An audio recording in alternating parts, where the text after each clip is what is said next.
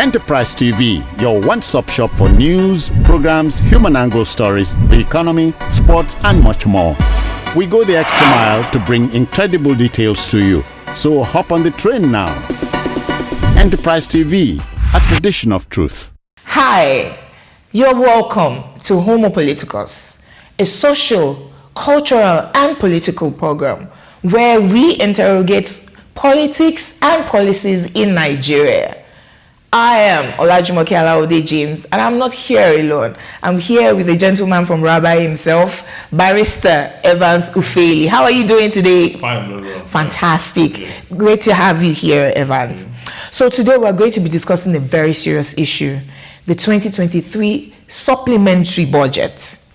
Some people have questioned the need for a 2023 supplementary budget. NLCTUC and students who get student loans may not agree with those people. Then again, you will ask, is it necessary in the last 2 months of 2023 to buy the president a yacht, buy his wife SUV, renovate presidential and vice presidential villas? You know, we will delve into it. But before we do, let's take a short break. Please stay with us. We'll be right back.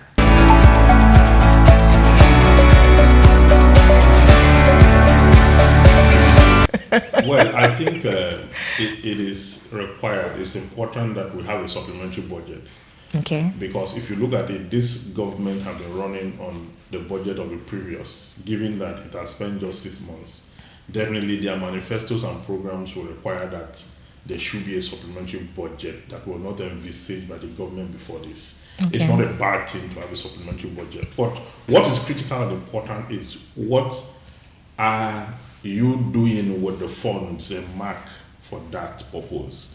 Just like you said, a lot of people have criticized why are we not talking about the 2024 appropriation bill? Okay. Why are we discussing when you have 2 months in the year to go? Why are you talking about supplementary budget? Now, if you go deep into the details, you now find out that security is there, very important. So security has about 600 billion of that 2.2 trillion. Yes. And really, what's a country doing if you're not secure?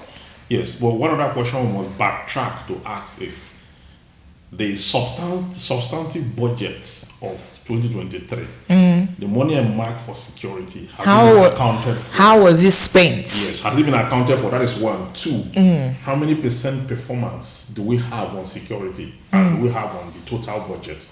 Because budgeting, it is not enough to budget. Budget is simply a statement of intention. Okay. Now, the effectiveness of the budget is determined by how much is released thereafter and how much is used and committed to value and how did this value reflect on the life of citizens.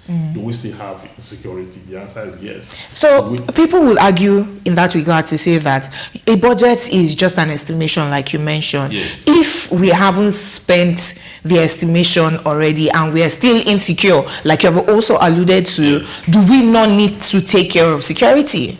Of course, we need to take care of security, and that is why they have it. Yes. But aside from security, the supplementary budget have a lot of issues that are tied to profligacy. Okay. Yes. Like buying SUVs. Yes, buying SUVs. It's unnecessary. Okay. You just the president was inaugurated on the same day he was inaugurated. He removed subsidy.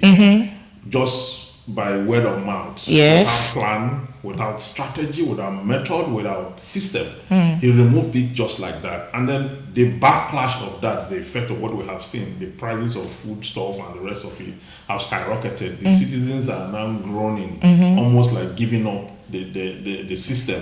But what one expected is that you should have a program around the security and welfare of the people to cushion the practical effect of the removal of subsidy, the thoughtless removal of subsidy.